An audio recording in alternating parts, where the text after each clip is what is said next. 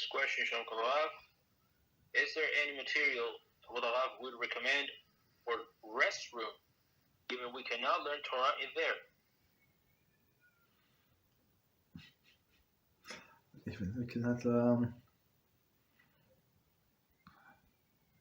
So I need to think about it. So this, for example, this part of the books that we are going over today. I mean, of course, we should not take the whole book into this, but it was very, very scientific. How the kidney works, what size are they, like how many liters of blood it can clear, and about kidney that it can, about the liver that it can grow itself back, stuff like that. So.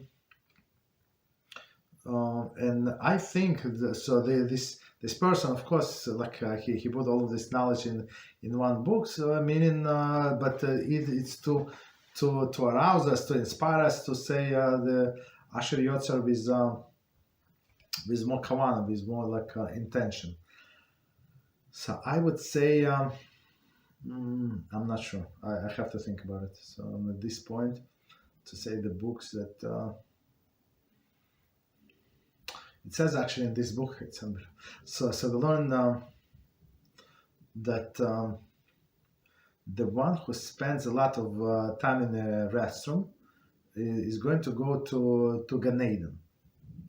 And one of the explanations, so the most famous explanation, so if somebody like a sage or something have the stomach problem, so he's spared for all of the Gehinom, because that's what he went through in this life. And it says there in this book also from today, you see, that tears when somebody cries in a restroom, they're very poisonous, like very, very poison to the body, right? As I'm not sure we learn, or I learned in another place. So all of the sweat, like from other parts of the body, poisonous. But the sweat from the face, for example, so sometimes you sweat and the sweat like would go to your mouth. Okay, of course it's not pleasant, but you're not going to like get poisoned. But right, but all other sweat on the hands, right? That's very, very not good.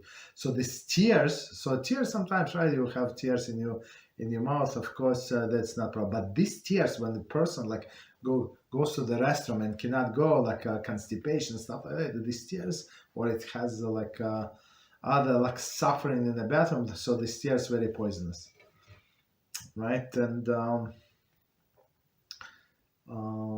so like but why the sages say if somebody who spends a lot of time in the bathroom, he's going to be like destined to the good place? Why is that? So they say because the sages like they try to cleanse themselves from all of the dirt, so they would serve Hashem with a clean body. So it's also very, very important, very important. So at this point, I don't have any recommendation, but let me think about it. So basically, if you can fulfill our duty like quickly, that's proper. But if not, we have to think about the book. Yes.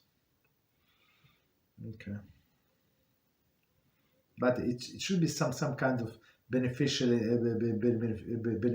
like not foolishness, like some science, or I don't know. Maybe if you need somebody for your job or something. Okay.